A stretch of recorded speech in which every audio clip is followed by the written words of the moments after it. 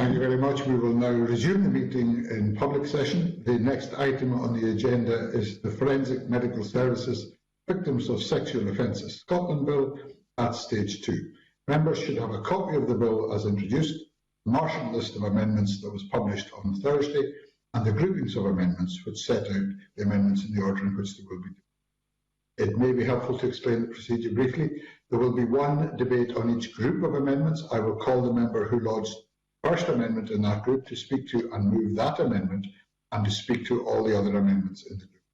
I will then call any other members who have lodged amendments. Members who have not lodged amendments in the group who wish to speak should indicate that by placing an R in the chat box. If she has not already spoken in the group, I will invite the Cabinet Secretary to contribute to the debate just before moving to the winding up speech. The debate on the group will be concluded by me inviting the member who moved the first amendment in. Following debate on each group, I will check whether the member who moved the amendment, the first amendment in the group, wishes to press it to a vote or to wish to press ahead. I will put the question on that amendment. If a member wishes to withdraw her amendment after it has been moved, she must seek the agreement of other members to do so. If any member present objects to the amendment being withdrawn, we will immediately move on that. If a member does not want to move her amendment when called, she should say not moved and indicate that. Please note that any other member present may move such an amendment. If no one moves the amendment, I will move on, call the next amendment. Importantly, when I put the question that an amendment should be agreed, please type N in the chat box immediately. If you do not agree, there will then be a division. Only committee members, of course, are allowed to vote. Voting in any division will be done using the chat box function as previously agreed by members, and the committee is required also to indicate formally that we have considered and agreed each section of the bill. So I will put a question on each section at appropriate point. And our aim is to complete stage 2 today, and so we move directly to the bill. And I call Amendment 1 in the name of the Cabinet Secretary, which is grouped with Amendments 3, 25 and 26. Cabinet Secretary to move Amendment 1 and speak to all amendments in the group. Cabinet Secretary. Thank you very much, Convener, and I'm very pleased to open this first debate on the amendments to the Forensic Medical Services Victims of Sexual Offences Scotland Bill at Stage 2. This is a technical grouping of amendments which firstly clarifies the policy wanted for private sector involvement in the provision of forensic medical services in the context of rape and sexual assault. The government's policy is that responsibility for these services should rest with health boards. That is how they are currently being provided and how preparations for self-referral are being advanced. The original wording of section 1 brackets A brackets 2 and 3 of the bill was intended to allow, where necessary, locum cover for out-of-hours forensic medical examinations. This can continue to be provided, though, as needed under the existing National Health Service Scotland Act 1978 and the legal framework of that Act. Therefore, the inclusion of the words "or secure the provision of" in the section 1 brackets A may go too far, and that wording, along with the subsections 2 and 3 of section 1, is unnecessary. The removal of those words by amendments 1 and 2 better delivers the policy I have described, that boards should provide both the examination and the retention service under the bill in-house, and where appropriate, limited private sector involvement in the form of locum cover can be arranged under the principal NHS Scotland legislation I've mentioned. Amendment 2 is consequential on Amendment 1. The second main clarification that the technical amendments in this group provide is that sexual assault response coordination services under the bill are available to victims irrespective of their place of residence. A victim may be ordinarily resident in another health board's area, in another part of the UK, or indeed abroad. To deliver this policy, Amendment 3 amends Section 1 of the bill, and Amendments 25 and 26 consequentially amend the Functions of Health Board Scotland Order 1991 via the schedule to the bill. I move Amendment 1 in my name. Thank you very much, Cabinet Secretary. No other members have indicated the wish to speak in this group of amendments. Cabinet Secretary, anything further to add? Nothing further, Convener. Thank you. Thank you. In that case, the question is that Amendment 1 be agreed. Are we all agreed? I remind members on this occasion, anyone who does not agree should type N in the chat box. Sandra White has indicated, so that isn't. So I see. Apologies, Convener. I thought you said M if we agreed. No, my apologies. In that case, for the sake of clarity and to avoid any, and another member has also put M for mother in the chat box. That was not my intention. Clearly, my pronunciation needs to be sharpened, and I shall try. Can I repeat? If you wish not to agree to Amendment 1, please place N for Norway in the chat box.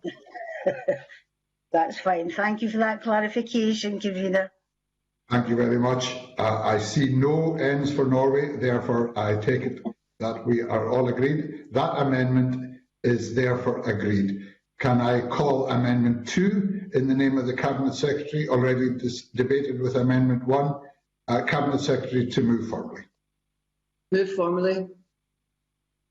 Thank you very much. The question is that Amendment 2 be agreed. Are we all agreed? We are agreed. That amendment is therefore agreed. I call Amendment 3 in the name of the Cabinet Secretary, already debated with Amendment 1. The Cabinet Secretary to move formally. Moved formally. Thank you very much. The question is that Amendment 3 be agreed. Are we all agreed? That is agreed. Now move on to Section 2, and I call Amendment 30 in the name of Margaret Mitchell, grouped with Amendments 5, 31 and 32. Margaret Mitchell to move Amendment 30 and speak to all amendments in the group. Margaret Mitchell. Thank you, Convener. And my thanks also to the committee for giving me the opportunity to speak to my amendments in this grouping. The bill seeks to strike a balance between health and justice aspects of a forensic medical examination following a sexual offence. Under the bill's provisions, the current age of self-referral is 16, ostensibly based on 3 factors. It reflects existing services by NHS Greater Glasgow and Clyde and NHS Tayside. It aligns the age of consent under the Sexual Offences Act 2009. And it recognises that child protection measures apply to those under the age of 16. However, under the Age of Legal Capacity Scotland Act 1991, anyone under the age of 16 has the legal capacity to consent on their own behalf to any surgery, medical or dental procedure or treatment where, in the opinion of a qualified medical practitioner, they are capable of understanding the nature and possible consequences of the procedure and treatment. Amendment 30, therefore, reduces the age of self-referral from 16 to 13. This helps give effect to the views of Dr. Anne McMillan, a consultant in sexual and reproductive health at NHS Lanarkshire, who gave evidence to the committee at stage 1, stating, "We should encourage self-referral in 13 to 15-year-olds because 40% of last year's 13,000 sexual assaults were on under 18s. But here's the challenge. At present, we do actively encourage children and young people to attend local young person clinics to ensure that they are able to make healthy decisions about their sexual relationships and access care for sexually transmitted diseases and pregnancy. In fact, we reassure children and young people that they can engage confidentially with sexual health services while still confirming that those under 16 years of age who might share information will, if a member of staff then considers the child or someone else to be in danger, have that information passed on and disclosed to other agencies. However, as previously stated, providing confidentiality in relation to the disclosure of child sexual abuse or exploitation is problematic, as protection service procedures will automatically apply, and consequently this deters so many of these young victims from coming forward to disclose this abuse and to seek the medical treatment they need. Amendment 32 seeks, therefore, to address the problem. It states that ministers must issue guidance to health boards about child protection and confidentiality so that they can best support children accessing forensic medical examinations. This should include professionals being informed about the child protection process and how to talk to children about what happens next, helping ensure they feel part of the process. But ultimately, it will be for ministers to determine what the guidance will say, and in doing so, I hope they will consider the principles set out in the 2014 National Guidance for Child Protection in Scotland and Griffith, which says, put children's needs first, ensure that children are listened to and understand decisions that affect them, and that they get the appropriate coordinated support needed to promote, support and safeguard their well-being, health and development. And if staff who provide childcare were allowed a degree of confidentiality in relation to anything else children aged between 13 and 15 who self-refer for a forensic medical examination may disclose, then research has confirmed this creates the safe space necessary for the child to feel more in control. This would result in 3 important and potentially positive outcomes. First, children and young people would be encouraged and more likely to present for a self-referral forensic examination. Second, best evidence from that examination would be captured as early as possible and retained if necessary as evidence in due course. And thirdly, and most important of all, the child who is at present deterred from coming forward would now have access to the physical, medical health care as well as the mental health support they need. As members of the cross-party group and adult survivors have come to understand from many brave survivors of childhood sexual abuse, children need to be assured if they disclose sexual abuse, they will still retain some degree of control over the situation. It will not be totally taken away when child protection kicks in. Turning now to Amendment 31. As it stands, the bill does not make any special provision for children and young people, and their distinct needs have not been addressed. Amendment 31 defines a relevant child as either someone aged 13 to 15 who refers for a forensic medical examination, including a child who is referred for this examination by the police. It provides that they receive the individual age-appropriate support they require and that the forensic medical examination must take place in a setting that is appropriate for the child, having regard to their age and maturity. In her evidence to the committee, the Cabinet Secretary stated that she considered this bill to be Barnahus ready. This is hopefully where Scotland is headed, and here an absence of a physical building to provide the appropriate wraparound services under one roof does not mean we cannot aspire to achieve the Barnahus principles. Amendment 31 therefore also provides for an appropriate adult to be assigned to the child to be responsible for coordinating the necessary support and assistance required as a result of the incident that gave rise to the need for the forensic examination.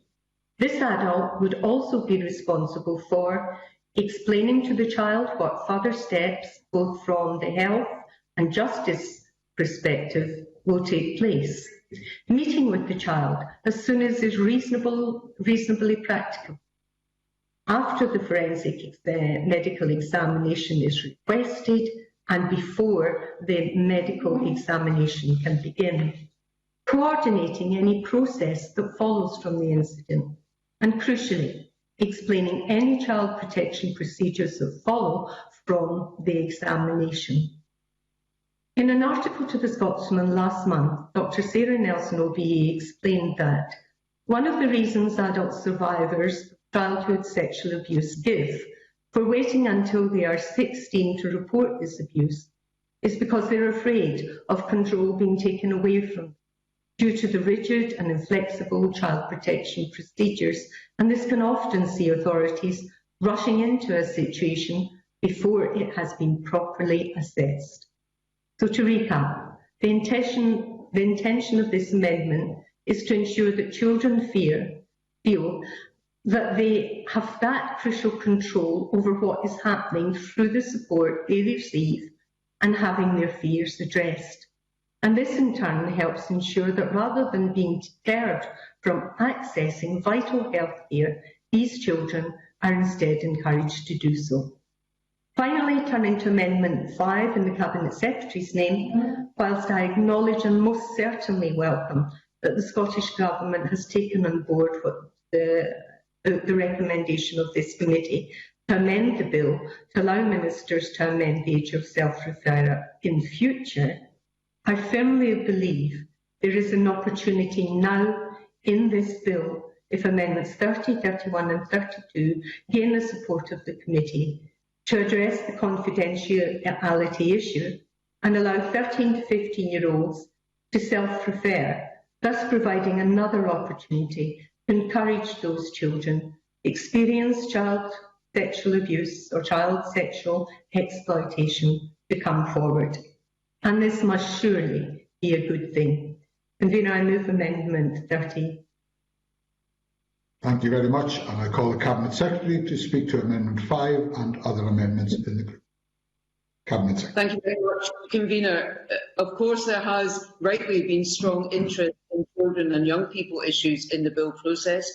Important context to this group of amendments was provided in the Child Rights and Wellbeing Impact Assessment for the bill, which noted that forensic medical examination is not relevant to many victims of child sexual abuse because the offending is often not disclosed within the 7-day DNA capture window. Access to healthcare and support for recovery will, of course, be vital, irrespective of when child sexual abuse is disclosed. I've listened very carefully to what Ms Mitchell has said and what she seeks to achieve in her amendments, and I have sympathy with what has been said. I shall address those issues in a moment.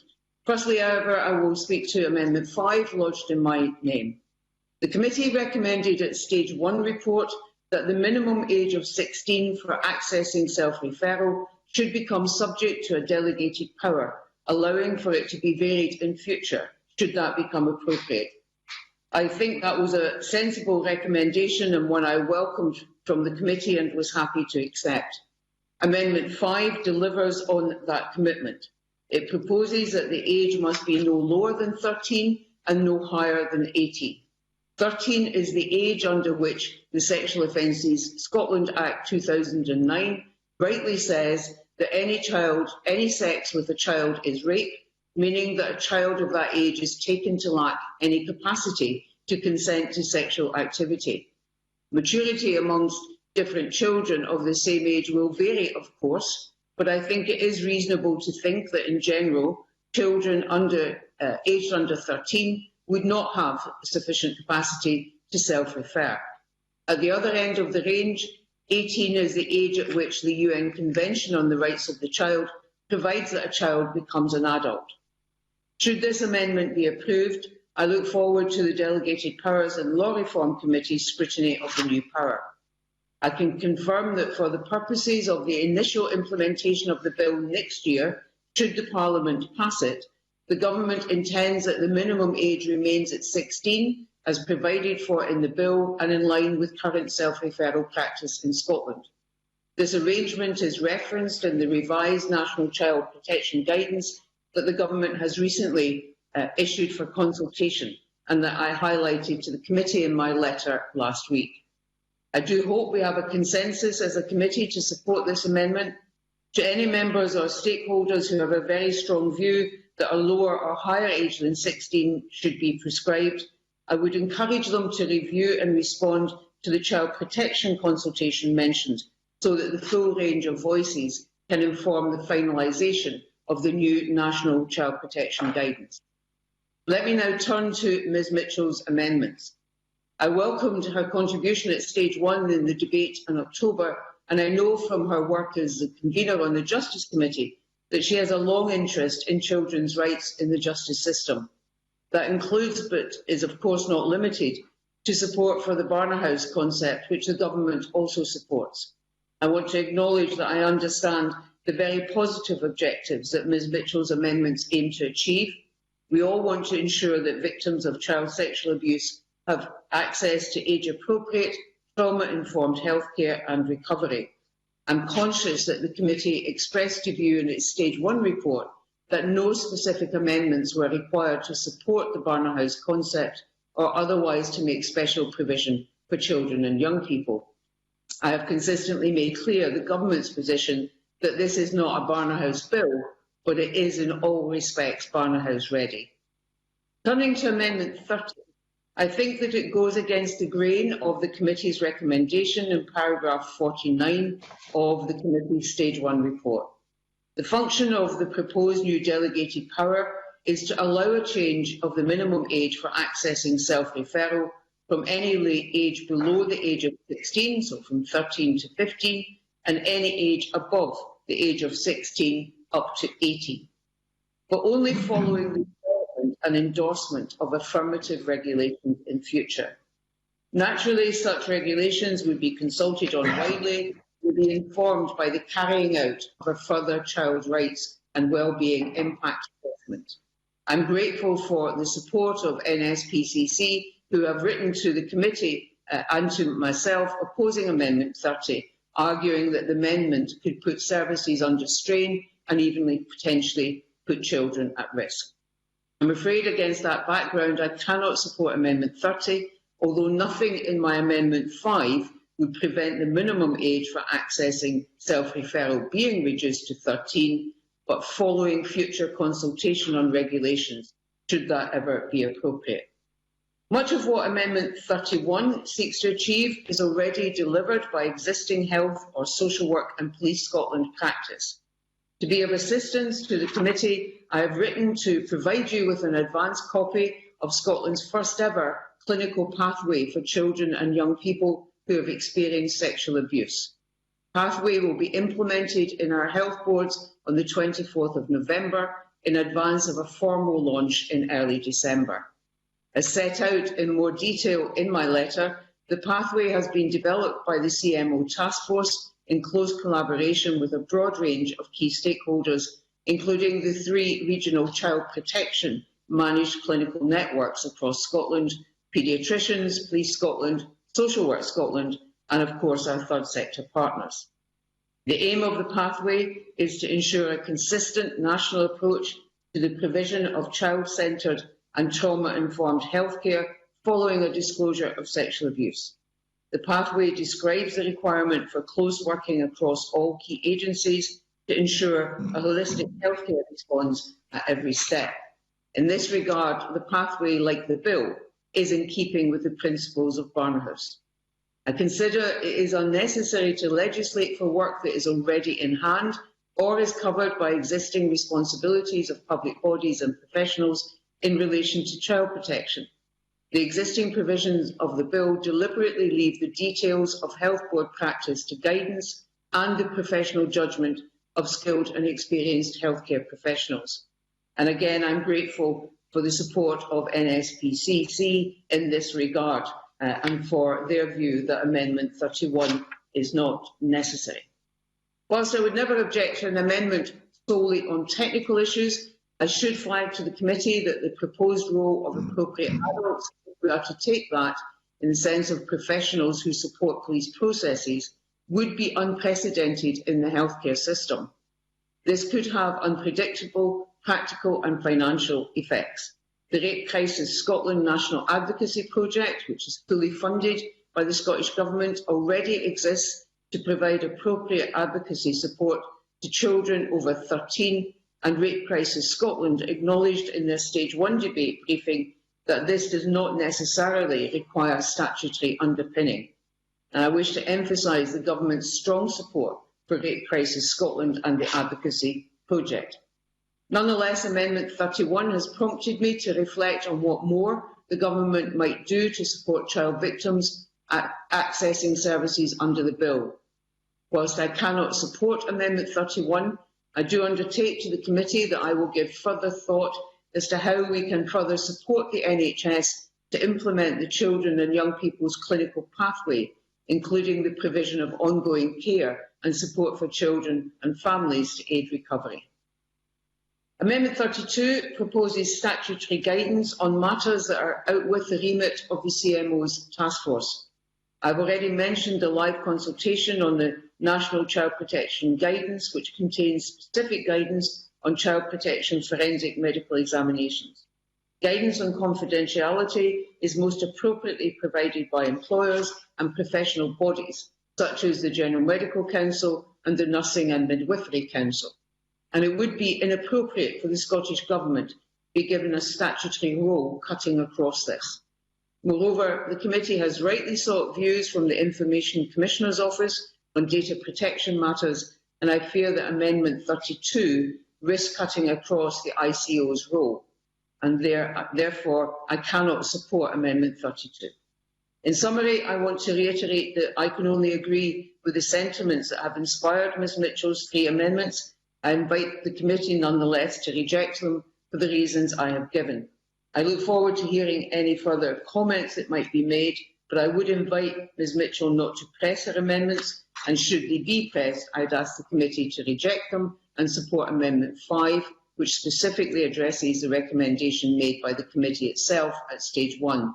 The CMO Task Force is advancing preparations to implement the bill next year, should the Parliament pass it at Stage 3, and I have a concern that Ms Mitchell's amendments could have the unintended consequence of delaying the point that the bill and the advantages of self-referral for victims can be commenced. I move the amendment in my name. Thank you very much. I have a number of members of the committee who wish to contribute to debate on this group. I'll call David Stewart to be followed by Brian Whittle. Thank you, Convener, and can I speak on Amendment 30? Firstly, Convener, can I congratulate Margaret Mitchell for the comprehensive speech that she gave earlier and the comprehensive amendments.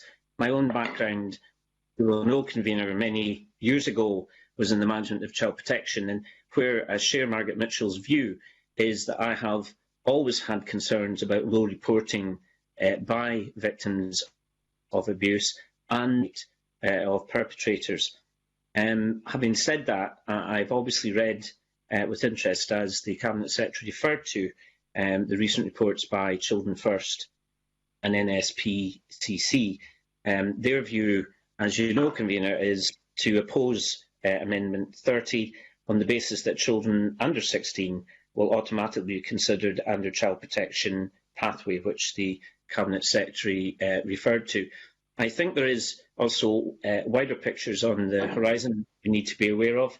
The incorporation of the United Nations Convention of Rights of the Child into Scottish law is something I've always felt will be very significant for the rights of children and will increase, I think, reporting by victims, particularly the under 16. I do think the child protection guidance, which is currently out for consultation, is very important, and certainly would encourage organisations to take part in this. Having said all that, obviously at Stage 1, I looked very sympathetically at this change, and I can understand many of the arguments behind it. However, on reading the Cabinet Secretary's amendment about the change to delegate powers, my take on this is that the government is keeping the door open to a possible change in the future. I think that's the right way to go. I think there is a lot of common ground between Margaret Mitchell, the Cabinet Secretary, and myself. We all share the same objectives. I'm just not totally confident, particularly with the reports I've just referred to from Children's First and then SPCC, that we should support the amendment today. And on that basis, I would urge the member not to move 30, 31 and 32, and I would support the Cabinet Secretary's amendments, which do, in my view, not just make sense, but I do think reflected our arguments at stage one. So I would stress, Cabinet Secretary, Convener, that I'm very sympathetic to Margaret Mitchell's objectives, and I know she's got lots of expertise in these areas. For me, it's primarily about timing, and on that basis, I would urge Margaret Mitchell not to push 30, 31 and 32, and hopefully her sentiments can be followed through when the bill is changed in the future under delegated powers. Very much. Brian Whittle, to be followed by Donald Cameron. Thank you, Convener. I think, as you know, Convener, I've got a specific interest in this, and I also have to declare that I'm working with a constituent who was in that age bracket when the alleged offence happened some 44 years ago, and only just get into court just now. And I think that process, if you like, has given me more information than possibly most of us would really like to understand around this kind of crime. In that, I'm very struck by the fact that in those circumstances, that individual had nowhere to turn to, and the appropriate adult was one of the ones that allegedly committed the crime. I'm struck also by the fact that the NSPCC now run abuse courses in all primary schools, including sexual abuse in all primary schools. So our children are very much better informed about what constitutes abuse. And for that reason as well, I think that the NSPC also say, what they should be doing is speaking to the appropriate adult. But I'm very, very struck by the fact that I listen very carefully to what the Cabinet Secretary has to say. I know the Cabinet Secretary is thinking along these lines down the future in some respects by leaving the door open, and that's very much appreciated. But I'm very much struck by the fact that there is a gap here, and a gap that I think we can fill. I think we can fill with this particular bill. I don't see the argument not to include 13 to 15-year-olds within the self-referral. I think Margaret Mitchell makes a very strong case for that. I'm just very disquieted by the fact that, as I said, through my experiences that with the constituent, there is a gap there. And if this particular instance happens just now, what happens if the appropriate adult is the one who commits the crime? Where does the child go then? So I'm going to support Margaret Mitchell's amendments. I understand if they fall, I will then support the Cabinet Secretary's amendment, obviously, with this act to leave the door open. But I would ask the committee to consider that very point. What happens for a 13 to 15-year-old the likelihood is they know the person, and it might indeed be the appropriate adult that we want them to go to. So I would ask the committee to consider that when replying to Margaret Mitchell's amendments. Thank you. Thank you very much. Donald Cameron, to be followed by George Adam. Thank you, Convener. I likewise would like to express my support for Margaret Mitchell's amendments. I don't have very much to add at all, given that she very eloquently and persuasively made the arguments herself. I also would like to acknowledge the constructive way in which the Cabinet Secretary responded to them. I don't think there are huge divergences of opinion here, but I was persuaded by what Margaret Mitchell said in terms of the age, particularly her point about the age of legal capacity in Scotland, which states that anyone under the age of 16 has the legal capacity to consent to any medical or surgical procedure. And I think her points about needing to encourage children who may be under 16 were very important too. And also, I think the Scottish Government themselves acknowledge, in terms of their Amendment 5, that 13 is the age, no lower than 13, but 13 is the age at which a person could self-refer. And therefore, it seems to me that really this is a question of timing. I think, as David Stewart put it, the Scottish Government appeared to accept that this may happen in the future. And I feel, convener, that having conceded that, the question is, why not now? If you accept that 13 to 16 is a potential age range, then it seems to me that not doing this now would be incorrect. 31 and 32, if I could deal with very briefly, convener, it strikes me as eminently sensible for guidance to be issued to health boards around the issues of confidentiality. They're very difficult, both legal issues, and it seems to me a very wise move to issue for the government to issue guidance to health boards. And lastly, Amendment 32, again, I would support this.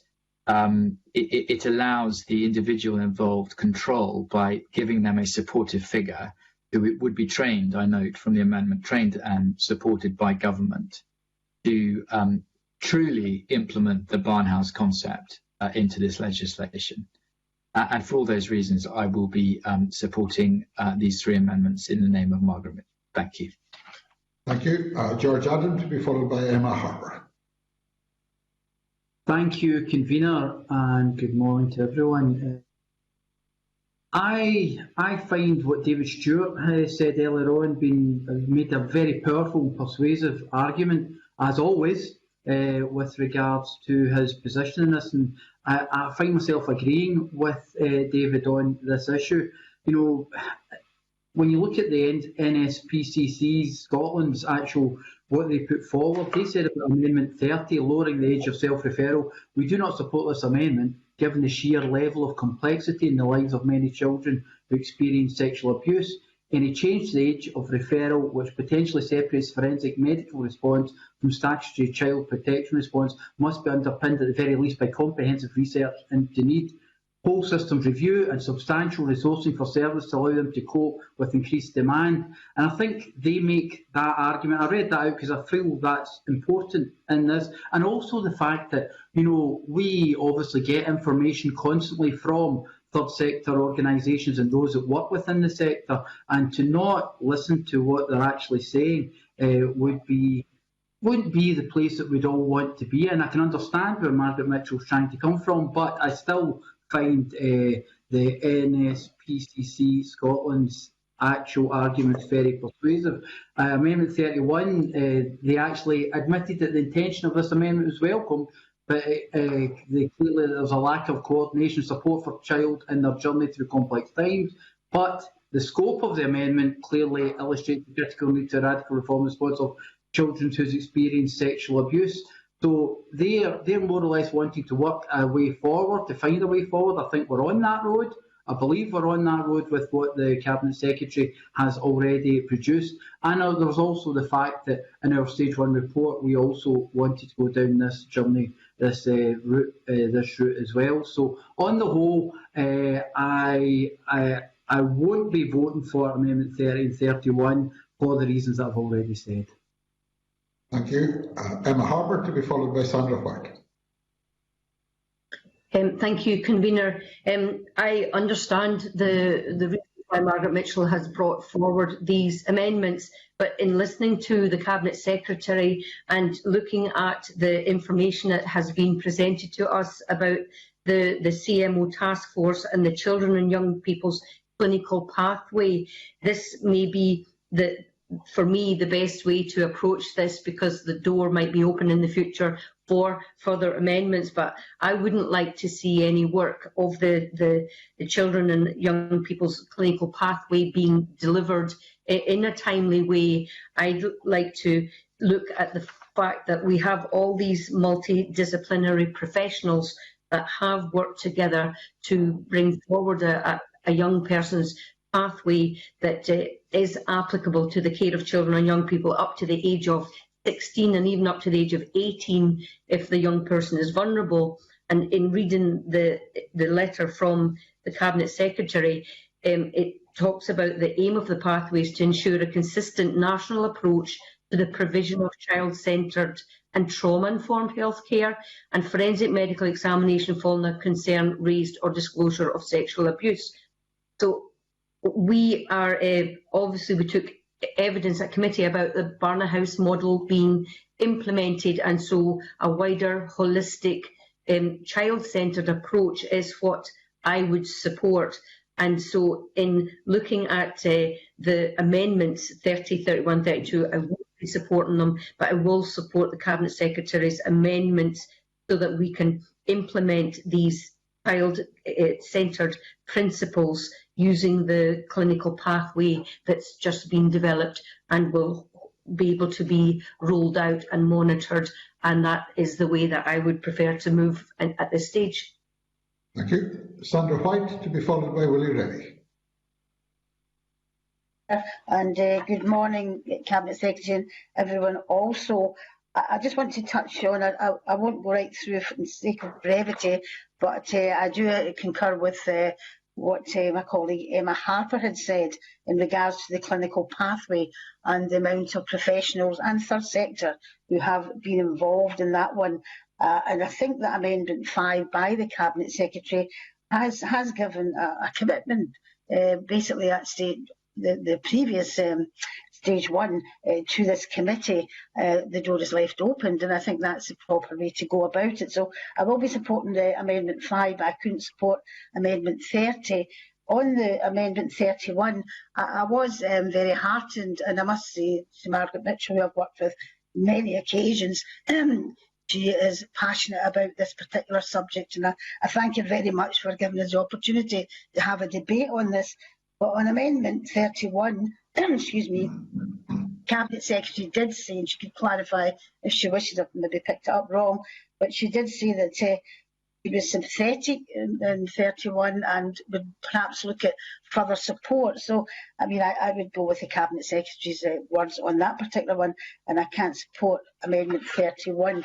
And Amendment 32 is cutting across, again, professionals whose job it is to look at this particular issue, which is, it's very tragic, obviously, to everyone involved, particularly the kids, and in later years, as Brian Whittle had said, and I'm sure we're all sympathetic to that.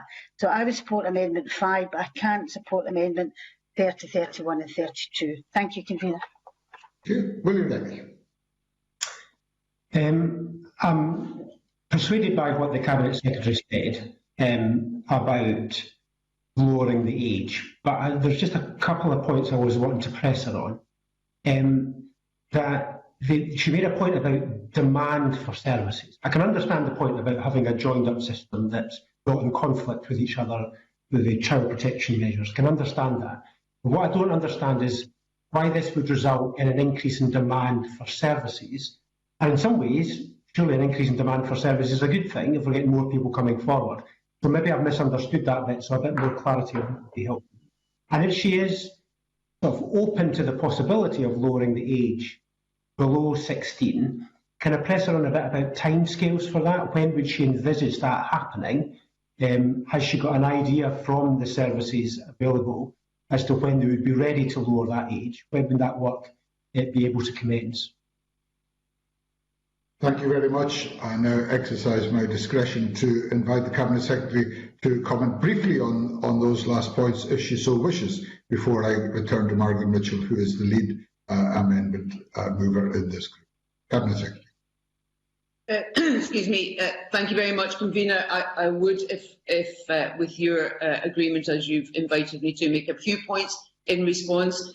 Let me repeat, before I say anything further, that I am very sympathetic indeed to the intention behind Ms Mitchell's amendments, but I would urge the committee not to support them. I think, if I may, I thought Mr Stewart summarised large parts of what would be my argument more eloquently than me in what he said.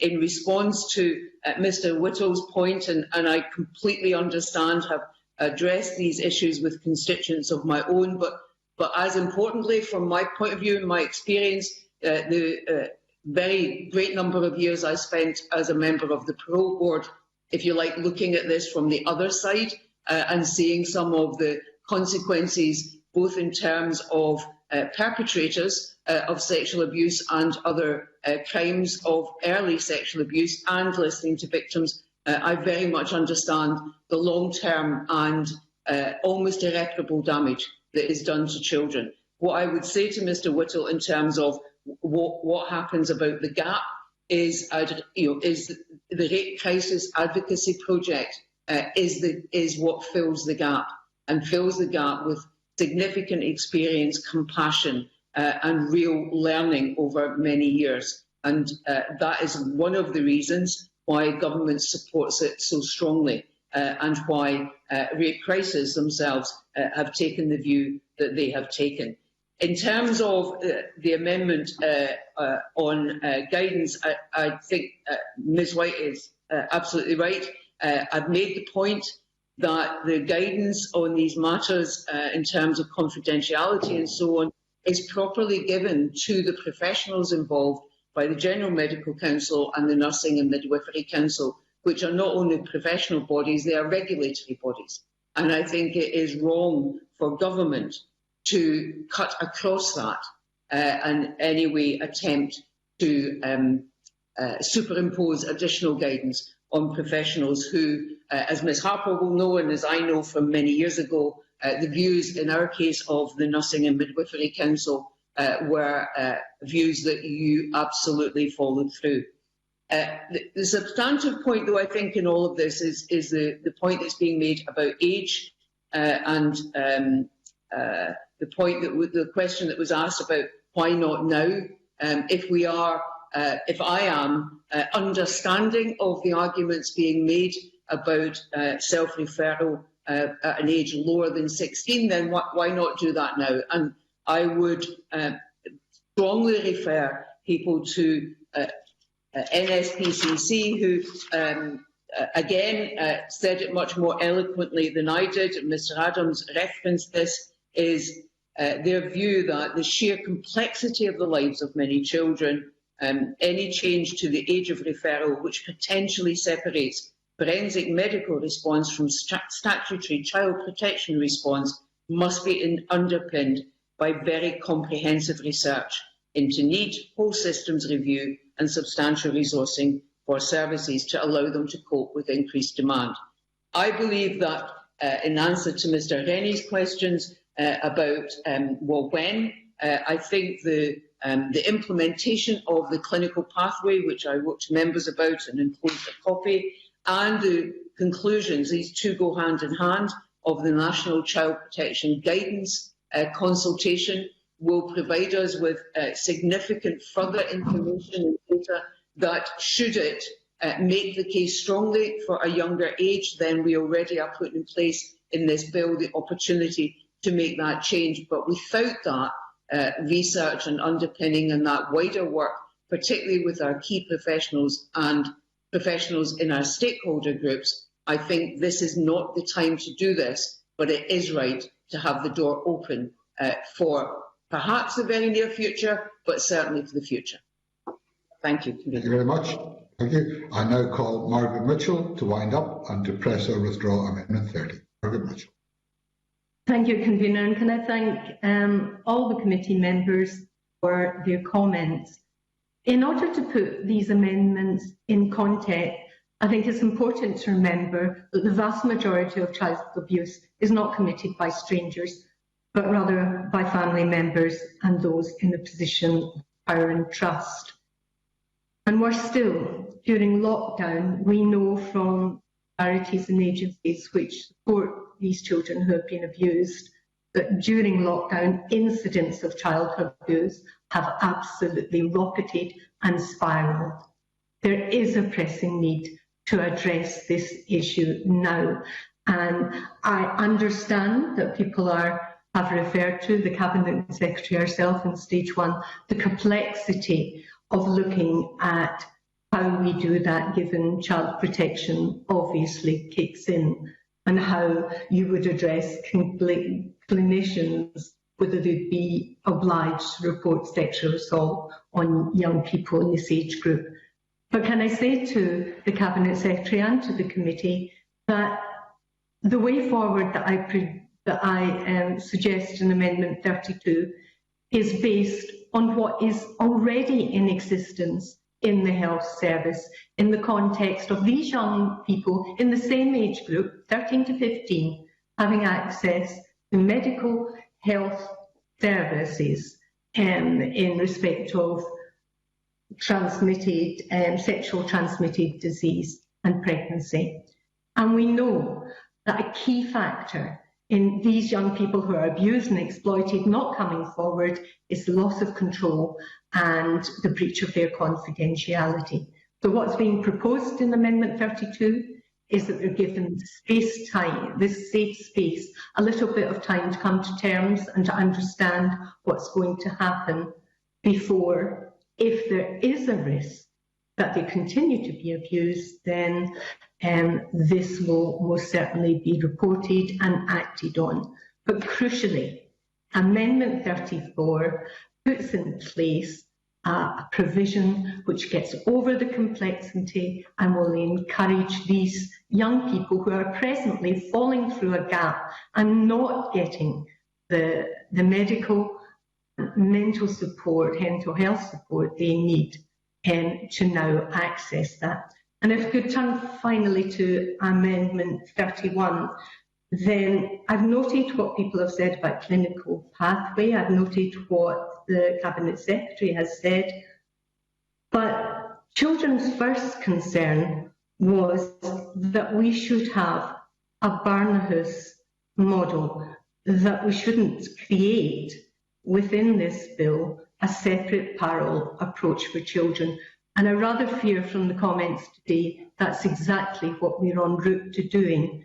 Whereas if Amendment 31 were approved, it quite clearly sets out the wraparound support for victims of childhood sexual abuse, the trauma-informed, multidisciplinary approach for children who have been sexually assaulted, ensure someone is in control of or is the lead in looking at that young child, that 13 to 15-year-old's case, to stop them having to repeat time and again their story to different health professionals. So for all these reasons, Convener, I hope sincerely that the committee will think again and look at passing this amendment for 13 to 15-year-olds now. If sometime in the future, then I don't think it's sufficient to say it's all too difficult now, especially given my comments about the escalating incidents of child abuse during lockdown. And I therefore move Amendment 30 in my name and hope that there is the political will to support it. Thank you very much. Margaret Mitchell is pressing Amendment 30. The question is that Amendment 30 be agreed. Are we all agreed? Not all members are agreed. There will therefore be a division. Therefore, can I ask all those members of the committee in favour of Amendment 30, please to type Y in the chat function now.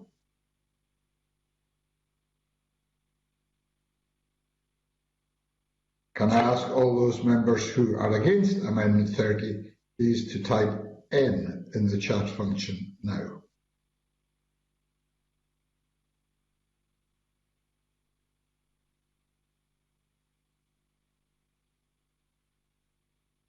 And if there are any abstentions, can members abstaining please type A in the chat function now.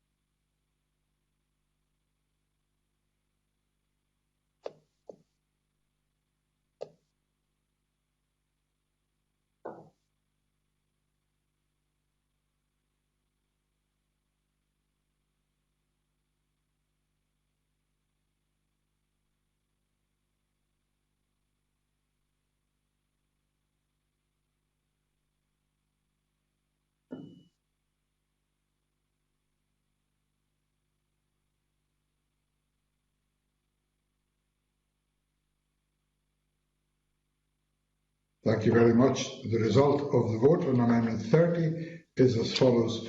Those in favour, there were 2 votes in favour. Those against, there were 7 votes against. The amendment is therefore disagreed. We now move on to the next amendment. I call Amendment 4 in the name of the Cabinet Secretary, which is grouped with Amendments 20 and 29. Cabinet Secretary to move Amendment 4 and speak to all amendments in the group. Cabinet Secretary. Thank you very much, Convener. Convener, there was a debate at stage 1 as to whether the definition of evidence in the bill was appropriate, and I committed the government to developing a revised data protection impact assessment on the bill, which was duly prepared by my officials in consultation with the Information Commissioner's Office and sent by me in final form to the committee last week. It was published on the government's website this morning for wider scrutiny by stakeholders. As highlighted in the revised impact assessment, the government became persuaded that the definition of evidence in the bill should be refined. Amendment 20 inserts an improved and more detailed definition of evidence into the bill. Section 1 of what would become new Section 12A gives a non-exhaustive list of the types of things that may be considered to be evidence. In particular, the description of notes and other records now makes clear that such notes can record matters that concern matters beyond the victim's physical condition, such as their psychological state, for example. The new subsection 2 ensures that evidence that is collected may only transfer to the police where it is needed for the purposes of investigation or prosecution of the incident, meaning that records that contain notes of wholly unconnected health information will not be considered as evidence and be subject to transfer or destruction. The new subsection 3 is included so as to allow evidence to be stored even in the event that a victim does not decide to proceed with a full physical examination, thus allowing the Health Board to store initial non-intimate samples like blood and urine that may be taken before a full physical examination is performed. Amendment 29 is consequential and removes the existing definition of evidence. Amendment 4 is a technical amendment that concerns the definition of forensic medical examination in the specific context of the bill. Whilst this point was not raised in stage 1 scrutiny, the definition of FME is of equal importance to the definition of evidence. What Amendment 4 does is clarify that a forensic medical examination in the particular context of the bill is predominantly a physical medical examination. This distinguishes the subject matter of the bill from wider types of forensic medical examination, such as forensic mental health capacity assessment. I move the Amendment 4 in my name. Thank you very much. No members of the committee have indicated they wish to speak on this debate. Cabinet Secretary, nothing further to add? Nothing further, Convener. Thank you. The question is that Amendment 4 be agreed. Are we all agreed? No member has indicated disagreement. That amendment is therefore agreed. I call Amendment 5 in the name of the Cabinet Secretary, already debated with Amendment 30. Cabinet Secretary to move formally. Move formally. The question is that Amendment 5 be agreed. Are we all agreed? No member has indicated otherwise. That amendment is therefore agreed. Now call Amendment 6 in the name of the Cabinet Secretary, grouped with Amendments 7, 8 and 9. Cabinet Secretary to move Amendment 6 and speak to all amendments in the group. Cabinet Secretary. Thank you very much, Convener. The amendments in this group clarify that sexual assault response coordination services are available to victims under the bill, irrespective of whether the incident took place in Scotland. Legislating to clarify the position in relation to incidents occurring outside Scotland will ensure that people who wish to access sexual assault response coordination service can do so, regardless of where the incident took place. Police Scotland already have well-established links with other police forces, transfer or receive forensic evidence where appropriate under existing cross-border arrangements. To deliver the policy I have mentioned, Amendments 6 and 7 amend the definition of sexual offence in section 2(4) of the bill to clarify that it includes acts committed outside Scotland that would count as an offence in Scots law if committed here. Amendment 8 makes an equivalent amendment to the definition of harmful sexual behaviour in that section. Amendment 9 is consequential on Amendment 8 and clarifies that the age of criminal responsibility in Scotland is the relevant one for the purpose of establishing whether an incident amounts to, quote, harmful sexual behaviour. This ensures that all behaviour elsewhere is caught according to whether it would be an offence or harmful sexual behaviour in Scotland, regardless of how it would be treated in the jurisdiction where the incident took place. I move Amendment 6. Thank you. No other members have asked to contribute. Cabinet Secretary to wind up. No. Nothing further to Nothing add. more. Thank you very much. The question is that Amendment 6 be agreed to. Are we all agreed? We are all agreed. Thank you very much. I now call Amendments 7, 8 and 9, all in the name of the Cabinet Secretary and all previously debated. I invite the Cabinet Secretary to move Amendments 7, 8 and 9 en bloc. Moved en bloc. Thank you very much. If any member objects to considering these amendments together, please type N in the chat box now. No member objects. The question is that Amendments 7, 8 and 9 are agreed to. Are we all agreed? That is agreed. Thank you very much. The question is that Section 2 be agreed to. Are we all agreed? We are all agreed. Section 2 is therefore agreed to. I now call Amendment 31 in the name of Margaret Mitchell, already debated with Amendment 30. Margaret Mitchell to move or not move. Margaret Mitchell.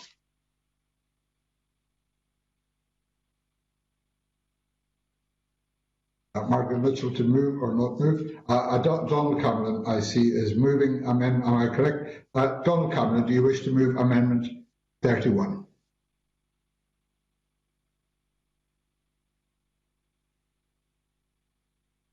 Try again. I wish to move Amendment 31. Thank you very much.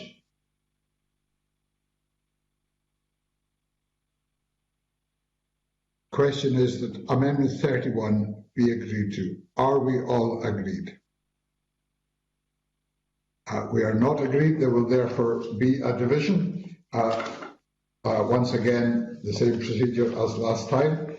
If you are in agreement with Amendment 31, please type Y in the chat function now. Amendment 31.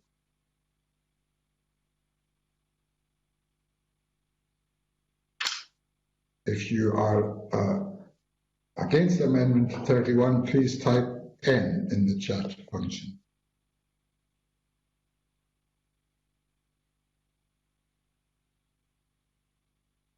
If any member wishes to abstain, please type A in the chat function.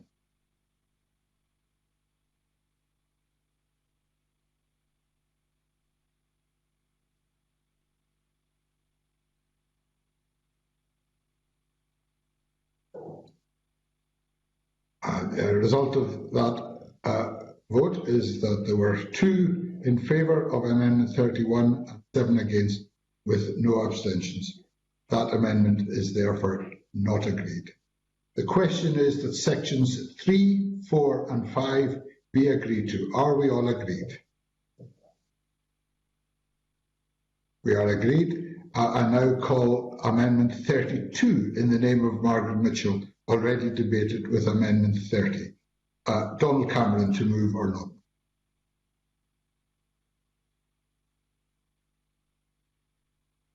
Moved, Convener. Moved, thank you very much. The question is that Amendment 32 be agreed to. Are we all agreed?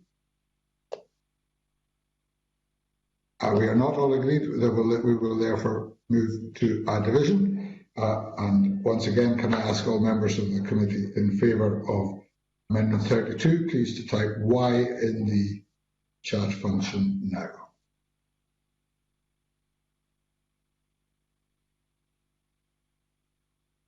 And can I ask all members who are against Amendment 32, please to type N in the chat function now. When the member wishes to abstain, please type A in the chat function.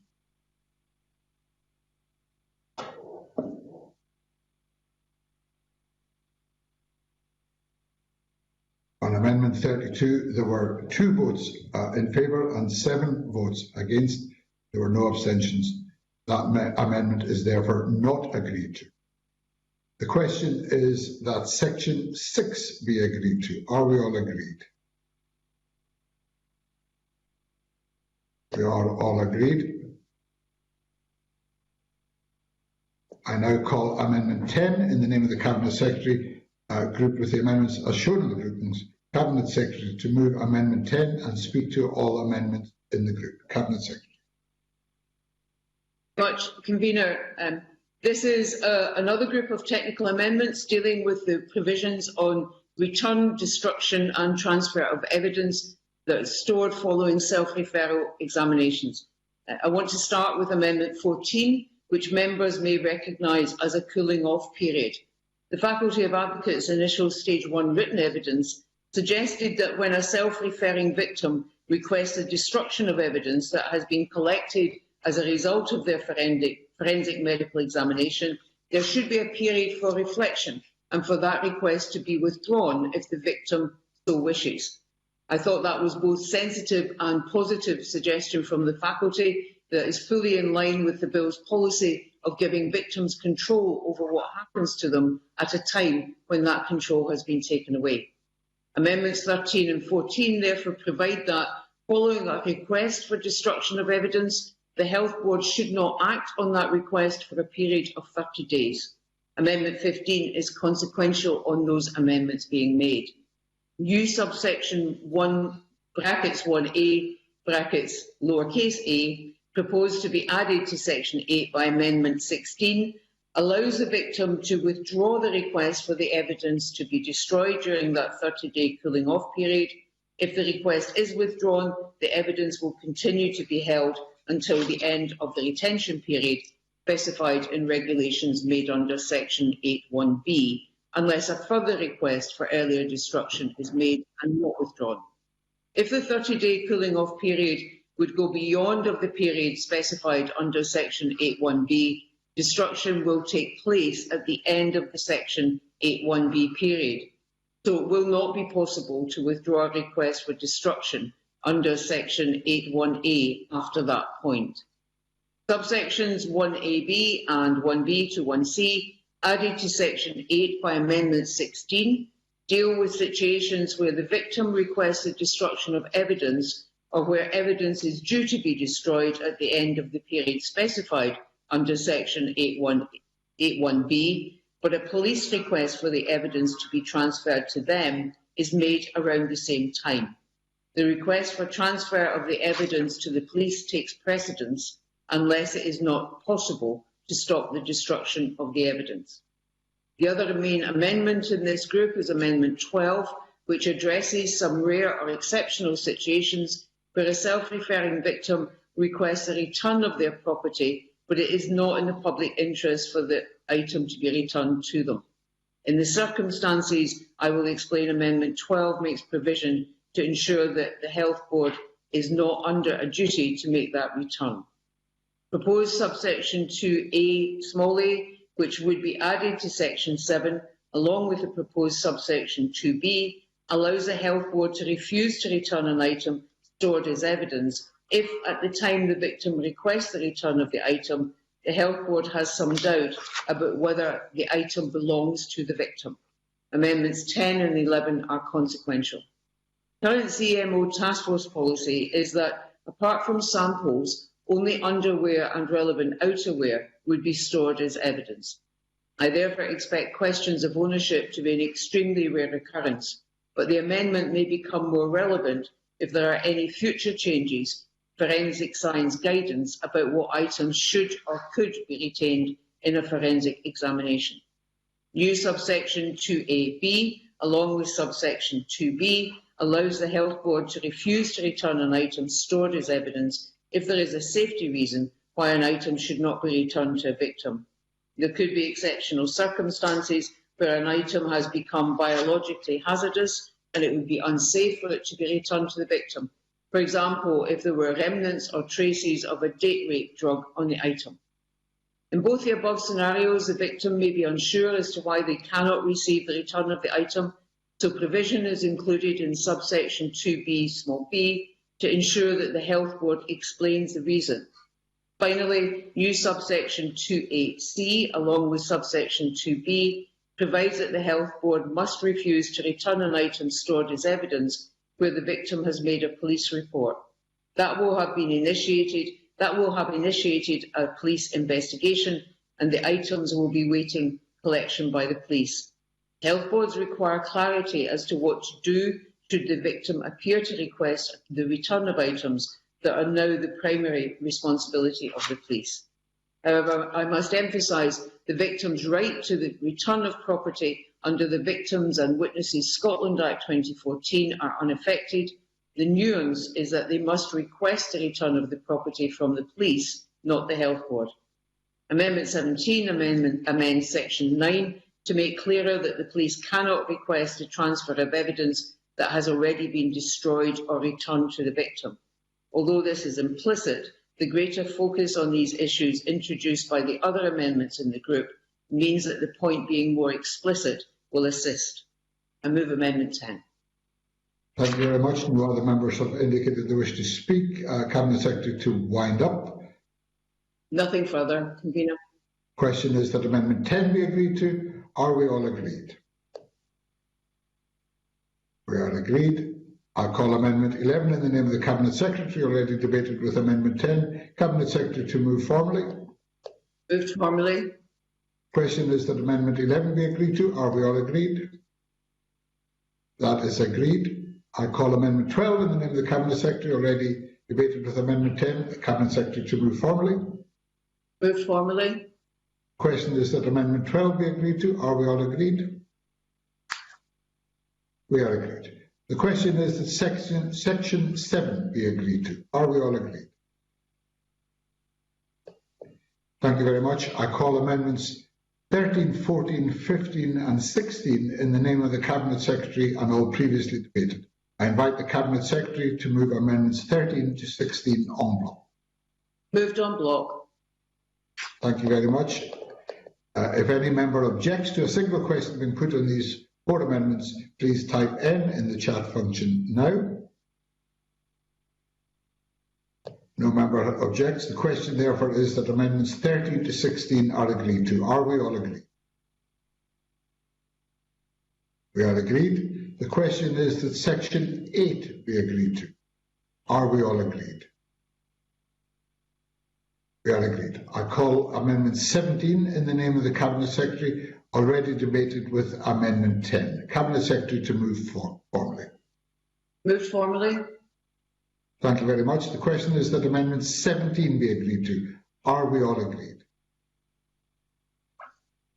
We are agreed. The question is that Section 9 be agreed to. Are we all agreed? We are agreed that Section 9 is therefore agreed with the amendment. I now call Amendment 18 in the name of the Cabinet Secretary, grouped with Amendment 28. Cabinet Secretary to move Amendment 18 and speak to both amendments. Cabinet Secretary. Thank you very much, Convener. The principle of trauma-informed care runs through the bill and drives the CMO's task force's work. In that context, the bill enshrines the principle of trauma-informed care, writing it into the law for the first time in Scotland. The existing trauma-informed wording appears in the schedule of the bill, but given the importance of this principle, I'm minded to give it more prominence. Amendment 18 therefore inserts improved trauma-informed wording to the main body of the bill. I'm grateful to NHS Education Scotland colleagues for their support to help expand and improve the trauma-informed wording in this amendment. There are a number of different interpretations of trauma-informed, and without reference in the bill to what is meant by trauma-informed or reference to re-traumatisation, many may feel they are already being trauma-informed without an understanding of re-traumatisation or the importance of identifying and avoiding it. Amendment 28 is consequential and simply deletes the existing trauma-informed wording in the schedule. I move Amendment 18. Thank you very much. I see Sandra White. Sandra White. Secretary who worked on this particular issue. I think this is one of the most important issues, certainly the trauma which was experienced by the women that we met and spoke to was really quite horrific and it was very, very moving as well. I'm really pleased this is on the main body of the bill, but can I ask the Cabinet Secretary, in the policy memorandum obviously that sets out the Scottish Government's policies behind the bill, and I think I'm almost certain that it's part of the trauma. Page 24, part 2, basically gives 5 bullet points, and one of these bullet points is a female doctor and nurse chaperone to be available 24/7 where a victim so requests, and this is marked at the bottom as ongoing. Will that be included in the Amendment 18? Is this to be part of the trauma or lack of trauma, re-traumatisation for victims? Just a point of clarification. Thank you for that. There are no other members who have indicated they wish to speak in this debate. I therefore call on the Cabinet Secretary to wind up. Thank you very much, Convener.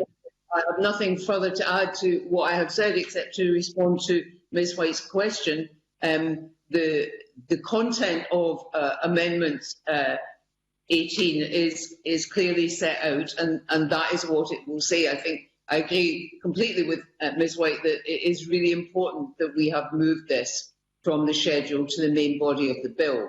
With respect to the linked aspect of her question, then obviously these two areas go hand in hand, and the provision of a female examiner or nurse chaperone, and indeed Ms White will know of the new course that has commenced at Queen Margaret University for forensic nurse examiners, is an important step along the road, in addition to what we've already done, to make sure that we do have 24/7 access to female examiners, should that be what the individual wants. Thank you very much. Question is that Amendment 18 be agreed to. Are we all agreed? Yes. We are agreed. Amendment 18 is therefore agreed. The question is that sections 10 and 11 of the bill be agreed to. Are we all agreed? We are all agreed. Sections 10 and 11 are therefore agreed. I call Amendment 19 in the name of the Cabinet Secretary in a group of its own. A Cabinet Secretary to move and speak to Amendment 19. Thank you very much, Convener. The committee recommended at its Stage 1 report that there should be a statutory annual reporting requirement, and the Government accepted that recommendation. So Amendment 19 requires Public Health Scotland to produce annual reports on the implementation of the legislation, should the legislation be passed by Parliament. Public Health Scotland is the body best placed to discharge this new statutory duty, since they had already agreed with the CMO Task Force to report on Health Board performance against the March 2020 Healthcare Improvement Scotland quality indicators. I'm grateful to Public Health Scotland for their agreement to their work having statutory underpinning and for their approval of Amendment 19 in its draft form. I do not believe that an indefinite statutory reporting requirement is proportionate, so the amendment provides for a long stop that 10 reports must be produced on a statutory basis.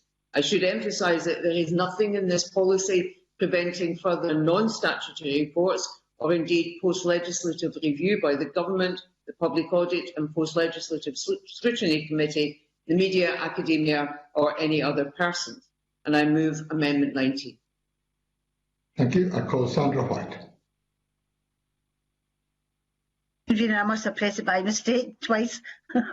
That's quite right. Cabinet Secretary to wind up. Nothing to add, Convener. Thank you. Thank you very much. The question is that Amendment 19 be agreed to. Are we all agreed? Amendment 19 is agreed. The question is that section 12 be agreed to. Are we all agreed? Yeah, that is also agreed. We are agreed.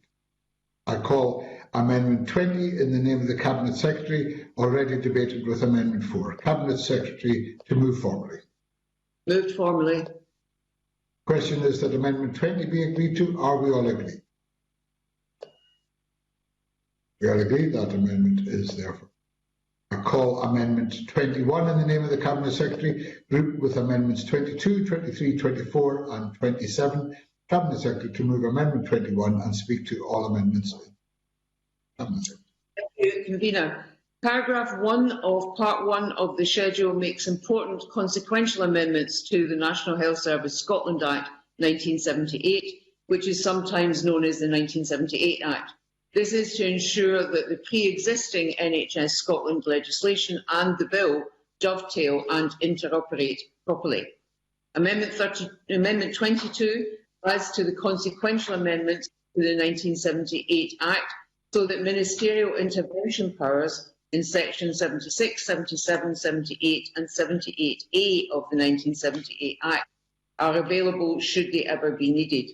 I want to emphasise that these are not new powers and they have always been treated by ministers as powers of last resort.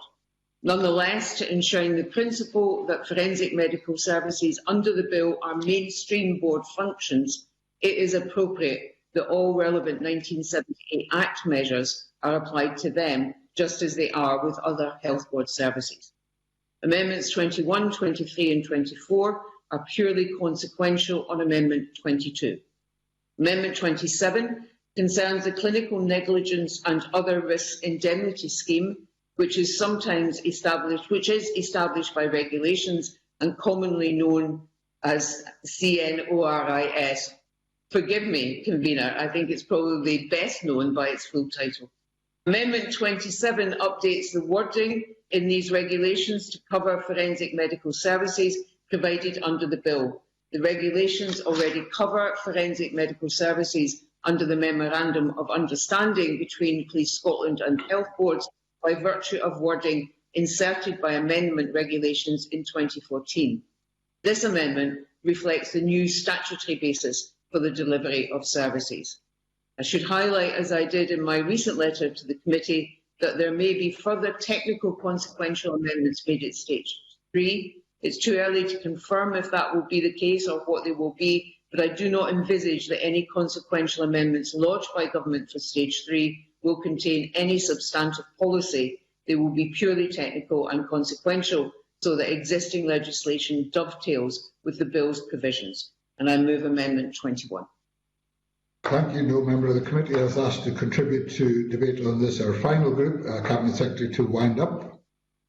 Nothing further, Convener. The question is that Amendment 21 be agreed. Are we all agreed? We are all agreed. And that amendment is therefore passed. I call Amendments 22, 23, 24, 25, 26, 27 and 28, all in the name of the Cabinet Secretary and all previously debated, and I invite the Cabinet Secretary to move Amendments 22 to 28 en bloc. Moved en bloc.